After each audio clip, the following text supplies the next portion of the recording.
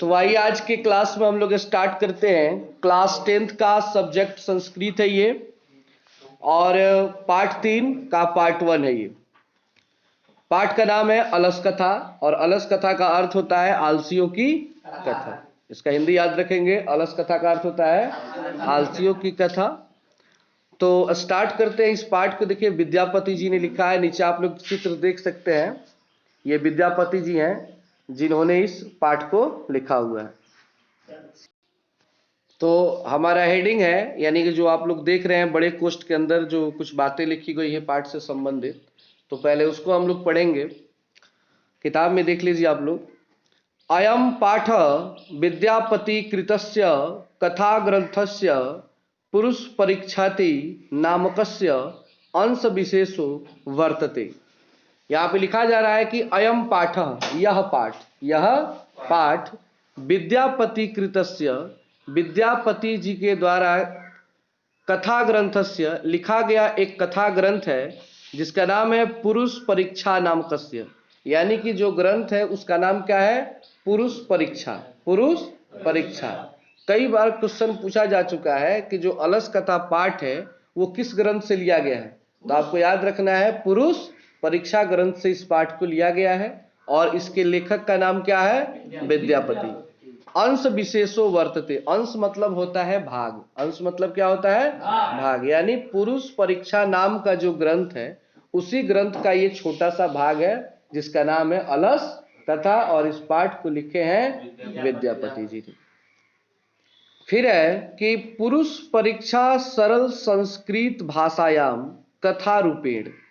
पुरुष परीक्षा जो काव्य है उसमें सरल, सरल मतलब होता है आसान, संस्कृत भाषायाम, संस्कृत भाषा में कथा रूपेण, कथा के रूप में विभिन्नाम, विभिन्न, विभिन्न मतलब होता है अलग अलग, मानव गुणानाम, मनुष्य के गुणों के महत्व वर्णति, महत्व का वर्णन किया गया है। यानी ये जो ग्रंथ है पुरुष परीक्षा, तो पुरुष परीक्षा ग्रंथ में सरल शब्दों में, सरल संस्कृत शब्दों में विभिन्न प्रकार के कथाओं को, उसमें जिसमें मानव के गुण और इसका क्या महत्व है उसका वर्णन किया गया है।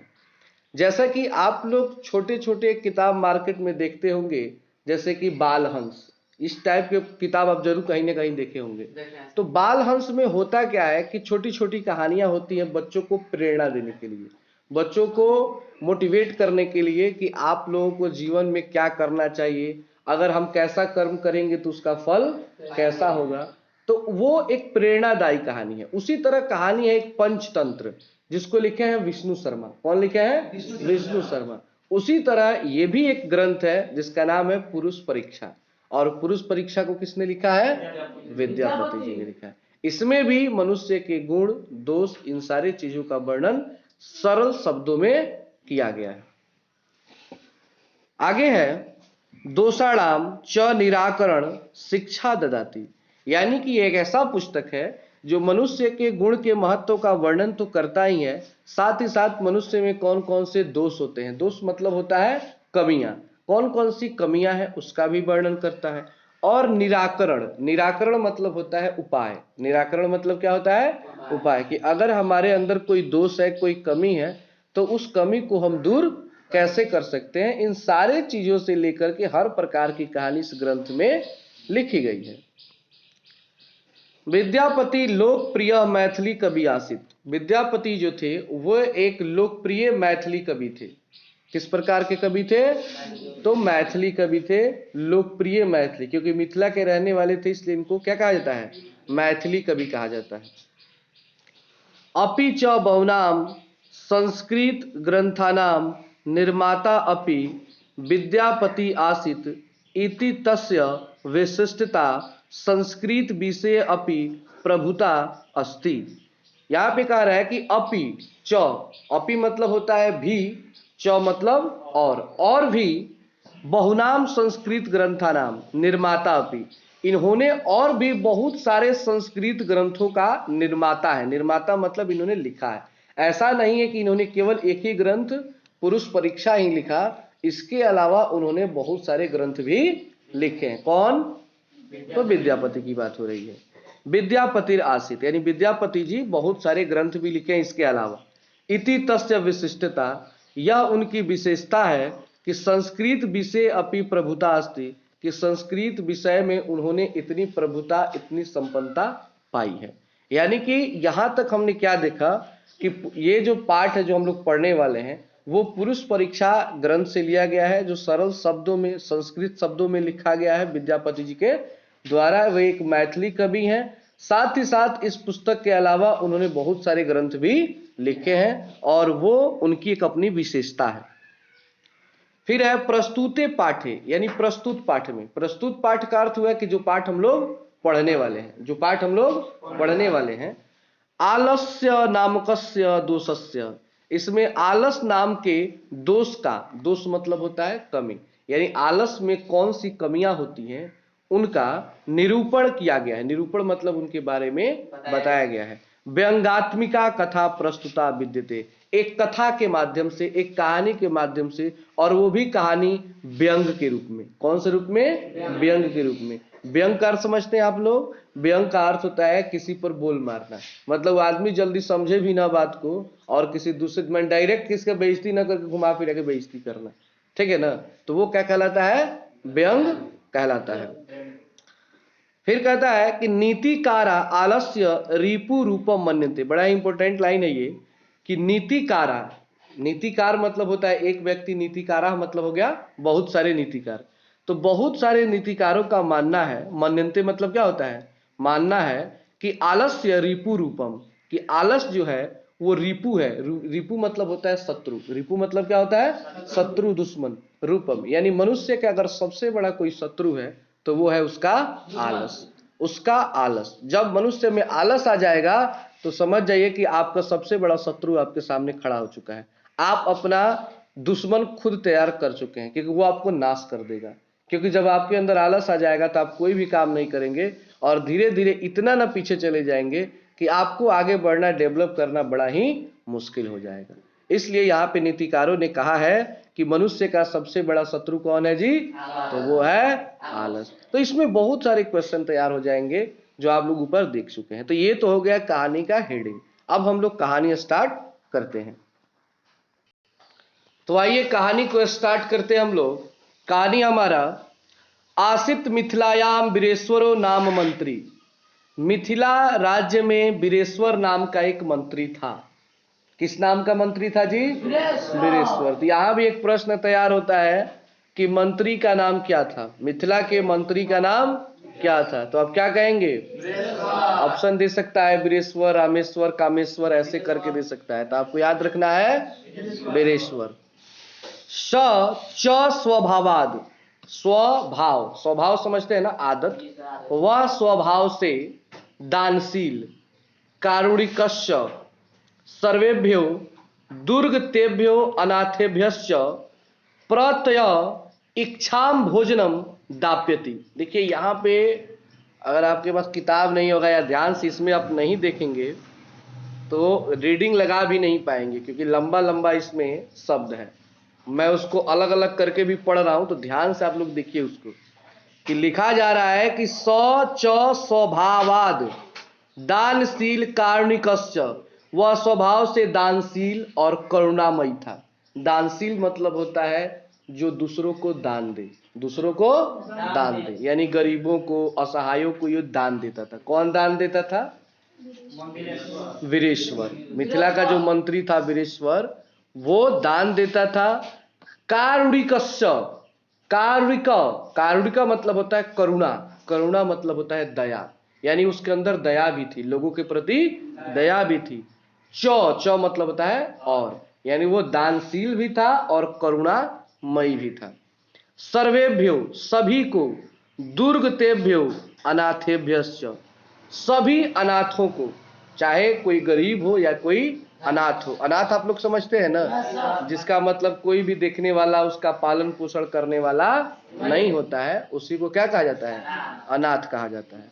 तो अगर कोई अनाथ है, कोई गरीब है, कोई असहाय है, तो वो उस पे अपनी करुणा दिखाता था, अपनी दया दिखाता था, और वो जहां तक हो सके उसकी मदद भी करता था।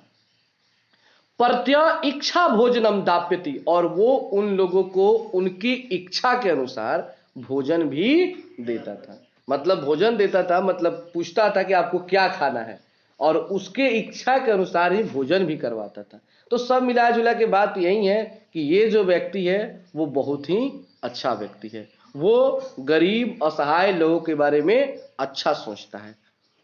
उसके बाद है तन मध्य अलसेभ्यो अन्न वस्त्रे दाप्यति, वह आलसियों को वस्त्र और अन्न दोनों देता था। मतलब खाना भी देता था और भोजन भी कपड़ा भी देता था, क्योंकि आलसी लोग काम तो करेंगे नहीं, तो जब काम करेंगे नहीं तो भाई उनके पास पैसा आएगा कहाँ से?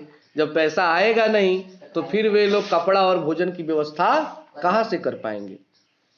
इसलिए इन सारे चीजों को देखते हुए अगर कोई आलसी होता था तो वो उनको उनके जरूरत के हिसाब से उनको वस्त्र देता था, और वस्त्र के साथ साथ यहाँ पे कह रहा है अन्न। अन्न मतलब क्या होता है? भोजन, अनाज, वो भी देता था कि आप लोग भोजन करो। यतः, यतः मतलब होता है कहा गया है, यतः मतलब कहा गया है। एक श्लोक है नीचे देखेंगे इसका अर्थ, निर्गतिनाम च सर्वेषाम अलस प्रथमो मत, सभी आलसियों का प्रथम मत। प्रथम मत होता है प्रथम सोच, पहला सोच। धरती पर जितने भी आलसी होते हैं उनका सबसे पहला सोच ये होता है किंचिन क्षमते, भले ही उनके अंदर क्षमता हो। क्षमता मतलब शक्ति, ताकत है कि वो काम कर सकते हैं। कर्तुम मतलब उनके अंदर क्षमता है कि वो कार्य कर सकते हैं। जाठना अपि वहीनना, लेकिन भूखे मर जाएंगे। जाठर मतलब होता है भूखे पेट रह जाएंगे, वहीनिना मर जाएंगे, लेकिन कभी भी वो काम नहीं करेंगे। आलसियों का प्रथम सोच है ये कि भले आप कुछ भी कर लो, हम मर जाएंगे तो मर जाएंगे, लेकिन हम काम नहीं करेंगे। जैसे आज का समय है कोरोना का समय। अभी क्या है कि आप लोग शहरों में चले जाइए जहां पे पढ़े लिखे लोग हैं, तो वहां पे लोगों को कहना नहीं पड़ता है कि आप लोग जब भी भीड़ में रहें, एक दूसरे के टच में रहें, तो वहां पे किसी का वस्तु न छुए, किसी के संपर्क में ना आए, मास्क का प्रयोग करें। कहना नहीं पड़ता है, वहां पे लोग अपने आप को मतलब कंट्रोल करके रखते हैं। आप लोगों को पता होगा कि जब कोरोना स्टार्ट हुआ तो दिल्ली में सबसे ज्यादा केस आता था, वहां पे केस सबसे ज्यादा आता था, लेकिन आज समय है कि दिल्ली में सबसे कम केस आता है। कारण ये है कि वहां के लोग समझते हैं, इस चीज को सीरियस लेते हैं। वहां पे हर कोई जब घर से निकलता है तो इतना सेफ्टी में निकलता है कि उसे कुछ नहीं हो सकता है। लेकिन बिहार में सबसे कम केस था। आज का टाइम है कि बिहार में सबसे ज्यादा केस है, क्योंकि यहाँ के लोग मर जाएंगे लेकिन आदत से बाज नहीं आएंगे। आप कुछ भी कर लो, हम कितना भी समझा लें, पटक के मुड़ी मर जाएंगे, लेकिन अंत में वही होगा, भाई हम नहीं करेंगे। मरना होगा तो मरेंगे, जीना होगा तो जिएंगे। ये स्थिति है हमारे बिहार की, समझ रहे हैं ना, जिसमें आप लोग भी आते हैं। तो वही बात है कि आलसियों का प्रथम सोच यही है कि मर जाएंगे, मर जाएंगे लेकिन हम काम नहीं करेंगे, तड़फड़ा के भूखे पेट रह जाएंगे लेकिन हम काम नहीं करेंगे। ये आलसियों का प्रथम सोच होता है, वहीं से इनका सोच स्टार्ट होता है। कितना महान सोच ये लोग रखते हैं। ततो अलस पुरुषाणाम तत्र अलष्टा श्रुत्वा बहव वस्तु परिमृजास्त्र वर्तुली बभूव यतः। ध्यान से इसको समझेंगे। यहां पे कहा जा रहा है कि जब आलसियों के बारे में तत्रेष्ट लाभम मतलब उनके लाभ के बारे में जब कुछ लोगों ने सुना, जैसे कि मान लीजिए कोई व्यक्ति है जो आलसी है और उसे जो मिथिला के मंत्री हैं बिरेश्वर जी, वो भोजन कपड़ा हर चीज फ्री में दे रहे हैं और उनका जीवन चल रहा है। तो जब उनके बगल वालों को ये बात पता चली, क्योंकि हर व्यक्ति का कोई ना कोई पड़ोसी तो जरूर होता है, पटीदार तो जरूर होता है, तो उन लोगों को लगा कि भाई हम लोग तो मेहनत करके खाते हैं तो वही हाल है, ये लोग फ्री में ही पूरा लाभ उठा रहा है। तो वही लिखा जा रहा है कि ततो अलस पुरुषाणाम तत्र इष्ट लाभम, जैसे ही उन पुरुषों के लाभ के बारे में कुछ लोगों ने सुना, श्रुत्वा, श्रुत्वा मतलब क्या होता है, सुना, बहवा वस्तु परिमृजास्त्र वर्तुली बभूव यतः, तो कौन नहीं चाहता है कि ऐसी सुविधा उनको भी मिले। जाहिर सी बात है कि आपको पता चले कि कोटा में 50 किलो गेहूं फ्री में सबको मिल रहा है, तो जाहिर सी बात है कि अगर सबको मिले और आपको ना मिले तो आप छटपटा जाएंगे। अगर किसी एक को भी नहीं मिलेगा तो आपको दिक्कत उतना नहीं होगा, लेकिन किसी अगल बगल वाले को मिल जाए और आपको ना मिले तो आपके अंदर छटपटाहट बढ़ जाएगी। ये हर मनुष्य में गुण होता है, किसी में कम होता है, किसी में ज़्यादा होता है, लेकिन होता जरूर है। आपके घर लाइट आया है, सिरिंज है, बगल वाले में वोल्टेज है, तो समझ जाइए कि उस समय से आप लॉगी लेके सीढ़ी लेके हरदम पुले पे रहेंगे कि भाई हमारो फेज बदलाएगा, जब तक तब तक बदलाएगा नहीं कि हमारे घर में भी क्या आ जाए, वोल्टेज आए। बेचैनी में हमेशा रहेंगे। हाँ, बगल वाला में अगर सिरिंज हो जाए तो उतना तकलीफ नहीं होगा, लगेगा भाई अब संतोष हो गया, ना खाएंगे ना खाने देंगे, ठीक है ना। बस यही सिस्टम है हर मनुष्य का।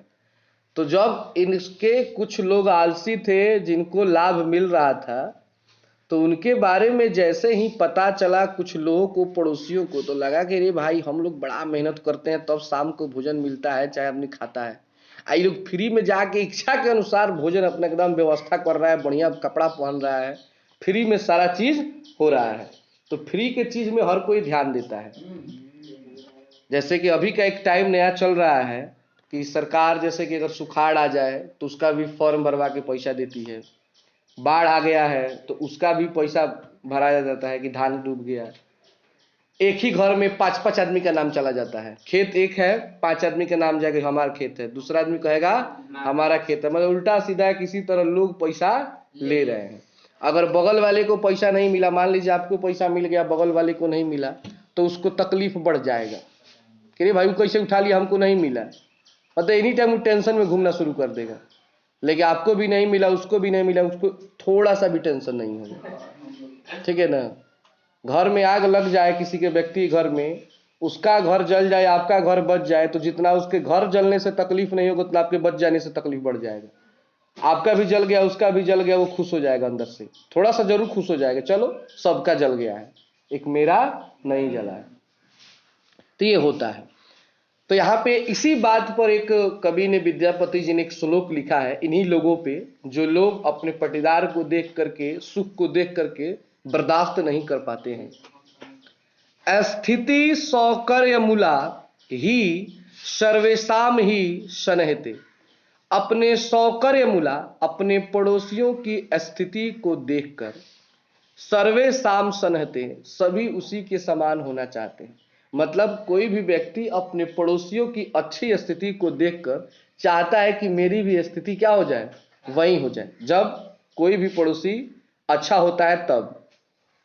सजाति नाम सुखम दृष्टवा के न धावंती जंतव, स्वजाति नाम, अपने जाति के, सुखम दृष्टवा, सुख को देखकर, दृष्टवा मतलब देखकर, सुख को देखकर, के न धावंती जंतवा, वह कौन है जो उसके पीछे नहीं दौड़ता है कि मुझे भी वो सुख मिल जाए।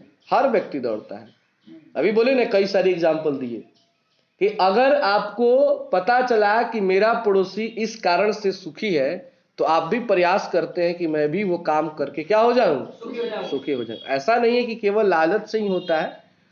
अगर कोई, मान लीजिए कि आप पढ़ाई करते हैं और किसी व्यक्ति का नौकरी लग गया, आपके पड़ोस का व्यक्ति है, तो आपके भी मन में आता है कि मैं भी क्या करूं, मैं भी नौकरी करूं, उसके लिए मैं भी पढ़ाई करूं। उससे भी मतलब एक देखा देखी आता है, अच्छा काम में भी बुरा काम में भी आता है माइंड में। जैसे मान लीजिए कोई आदमी आपके बगल में गांजा ढो रहा है, और उसका घर मान लो 2 तला चाहे 3 तला हो गया, चाहे 1 तला बढ़िया को बनवा लिया, आपको पता चल रही भाई हम तो पढ़ रहे हैं, कितना ही से मेहनत कर रहे हैं, तो अभी तक मतलब झोपड़िए में काम चल रहा है। आई बगल वाला देखा 2-4 महीने से गांजा ढो रहा है और तैयार कर लिया 1 तला घर, तो आपके भी मन में आता है चल तनी हमू सवेरे तनी 2 लाइन हमू घींच दी। नसीब खराब, अब चनावे चले जाते हैं, बगल वाला उसी तरह रह जाता है। तो हर काम हर किसी को सूट नहीं करता है, ठीक है ना। इसलिए गलत काम कभी ना करे, देखा देखी में हर किसी को लाभ नहीं देता है, करना तो किसी को नहीं चाहिए। आगे है पश्य दल अलसानाम सुखम दृष्टवा धूर्ता अपि कृत्रिम आलस्यम दर्शयित्वा भोज्यम गृह्णन्ति। पश्य, पश्य मतलब होता है बाद में, पश्य मतलब क्या होता है, उसके बाद में। अलसा नाम सुखम दृष्टवा, आलसियों के सुख को देखकर, आलसियों के सुख को देखकर धूर्ता अपि, धूर्त मतलब होता है ठग, धूर्त मतलब क्या होता है, आज धूर्ता मतलब होता है बहुत सारे ठग, यानी उस गांव में जितने भी ठगेरे टाइप के लोग थे। कृत्रिम आलस्यम, कृत्रिम मतलब होता है बनावटी, कृत्रिम मतलब क्या होता है, बनावटी, बनावटी आलसी बन गए। कौन से आलसी बन गए, बनावटी आलसी, मतलब कि जानबूझकर दिखाने लगे कि हम क्या हैं, आलसी हैं। क्यों, ताकि उनको भी फ्री में कपड़ा और क्या मिले, भोजन मिले। दर्शयित्वा भोज्यम गृह्णन्ति, और उसको दिखा करके, झूठ मूठ के आलस को दिखा करके वे भोजन ग्रहण करना शुरू कर दिए, उनको भी भोजन और कपड़ा मिलना शुरू हो गया। तद अनंतरम अलसा सालायाम, तब कुछ समय बाद अलसा सालायाम, अलसा सालायाम मतलब होता है आलसियों के जो निवास स्थान था, मंत्री ने जो घर बनवाया था जहां पे आलसी लोग रहते थे, उसको अलसशाला कहा है। जैसे होता है ना गौशाला, तो गौशाला मतलब क्या होता है, जहाँ पे गाय का घर होता है उसको गौशाला बोलते हैं। उसी तरह अलसशाला, तो अलसशाला मतलब जहाँ पे आलसी लोग रहते थे। तो देखते हैं मंत्री की भाई बड़ा संख्या इसमें धीरे धीरे क्या हो रहा है, बढ़ता जा रहा है। बहुव्ययम दृष्टवा, बहुव्यय माने बहुत अधिक खर्च को देखते हुए, तनि योग पुरुष परामृष्टम, एक योगी पुरुष से, एक अच्छे व्यक्ति से वो परामृष्ट करते हैं। परामृष्ट मतलब होता है परामर्श लेते हैं, परामर्श मतलब होता है राय, राय समझते हैं ना आप लोग। अब इनके मन में ये बात आता है कि रे भाई ये कहाँ से इतना आलसी लोग भर रहा है ना, धून घर भरता जा रहा है, ज्यादा लोग होगा तो भाई खर्चा भी तो ज्यादा आएगा। और ये दुख की बात है, जिस राज्य में अगर आलसियों की संख्या ज्यादा होने लगे तो समझो कि राज्य का विनाश होगा वो, क्योंकि जब कोई काम ही नहीं करेगा तो देश का विकास हो सकता है, उस जगह कभी वो डेवलप कर सकता है। एक सब मतलब हम लोग कुछ समय के लिए कोरोना काल में बैठ गए हैं, काम नहीं कर रहे हैं, तो देखिए देश कितने पीछे चला गया है। देश क्या पूरी दुनिया पीछे चली जाएगी, इसमें बहुत साल पीछे चली जाएगी, डेवलप रुक जाएगा। क्यों, क्योंकि हम काम करना बंद कर चुके हैं। तो मनुष्य अगर कार्य नहीं करेगा तो वो अपने जीवन में विकास भी नहीं करेगा, और जब वो अपने जीवन में विकास नहीं करेगा तो उसका देश भी विकास नहीं कर सकता है। तो इस चीज को देखते हुए मंत्री के मन में आता है कि भाई संख्या क्यों बढ़ रही है। तो वो एक योगी पुरुष से, मतलब एक अच्छे व्यक्ति से क्या करते हैं, परामर्श लेते हैं, राय लेते हैं। क्या राय लेते हैं, तो देखिए, यदम क्ष बुद्ध्या करुणया केवल अलसेभ्य स्वामी वस्तुनि दाप्यति, मैं केवल अपनी करुणा, मैं केवल अपनी दया आलसियों पर दिखाता हूं, मैं उनके लिए वस्तुओं का दान करता हूं। कपट अलसा अपि गृह्णन्ति इत्यस्माकं प्रमाद, ऐसा लग रहा है कि कुछ कपटी आलसी, कपटी आलसी मतलब झूठ मूठ के जो आलसी बने हुए, वे लोग भी इस भोजन और वस्त्र को ग्रहण करना शुरू कर दिए। मतलब मंत्री के मन में आता है कि लग रहा है कि कुछ कपट आलसी आ गया इसमें, नहीं तो इतना संख्या कहाँ से ना, धूम डेली कुछ ना कुछ लोग बढ़ ही रहा है। लाइन बाई लाइन देखो तो पूरा का पूरा राज्य अब आलसी होता जा रहा है। इस तरह तो राज्य का विकास रुक जाएगा, वो आगे बढ़ेगा ही नहीं, तो बाद में तो खाने पर सबको लाले पड़ जाएंगे। इसकी चिंता वो जताते हैं उस किससे, योगी पुरुष से। किससे, योगी पुरुष से। यदि भवती तद अलस पुरुषाणाम परीक्षा कुर्म, तो वो कहते हैं, मतलब योगी पुरुष उनको राय भी देते हैं कि आप आलसियों की एक परीक्षा लीजिए। क्या कीजिए, परीक्षा, परीक्षा मतलब जांच कीजिए, एक जांच कीजिए जिससे ये पता चले कि इसमें कौन वास्तविक आलसी है और कौन कृत्रिम आलसी है। तो वो बोलते हैं भाई अब कैसे जांच किया जा सकता है, तो कहते हैं कि इति परामर्श्य, मेरा यह परामर्श है,